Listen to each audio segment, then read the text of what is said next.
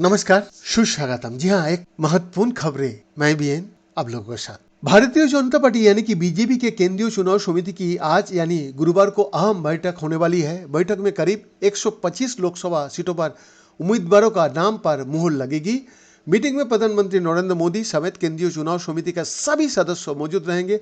सूत्र की माने तो बीजेपी आज उम्मीदवारों की पहली लिस्ट भी जारी कर सकता है। सूत्रों का कहना है कि पहली लिस्ट में ही प्रधानमंत्री नरेंद्र मोदी और गृह मंत्री अमित शाह का भी नाम हो सकता है। इसके अलावा कुछ ऐसे मंत्रियों की भी नाम हो सकता है जो फिलहाल राज्यसभा सांसद है। इस सूची में 3 तरह की उम्मीदवारों की घोषणा हो सकता है। एक वो जो वीआईपी सीट है, दूसरी वो जो राज्यसभा से है और वो चुनाव लड़ सकता है, तीसरी वो जो अभी तक कमजोर सीट रही है। सीएसी बैठक से पहले बुधवार को बीजेपी अध्यक्ष जेपी नड्डा की अध्यक्षता में 6 राज्यों की कोर ग्रुप कमेटी का बैठक हुई थी। इस बैठक में उम्मीदवारों की चयन पर भी चर्चा हुई थी। हर राज्यों से उम्मीदवारों के नाम पर चर्चा हुई और उनकी राय ली गई। आज शाम 7 बजे यूपी बीजेपी की कोर कमेटी की बैठक भी होगी, जिसमें लखनऊ से यूपी का सीएम, दोनों डिप्टी सीएम, बीजेपी का प्रदेश अध्यक्ष और संगठन मंत्री शामिल होंगे।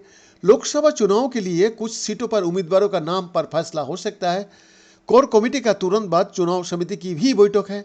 फिलहाल सबकी निगाहें सीएसी की बैठक पर लगी हुई है। अब देखना होगा कि सीएसी की बैठक के बाद क्या होता है।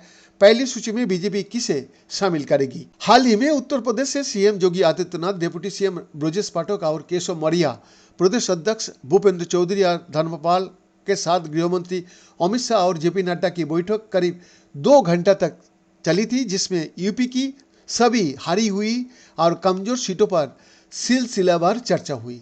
साथ ही कुछ अन्य जीती हुई सीटों पर भी उम्मीदवारों का नामों पर बैठक में चर्चा हुआ।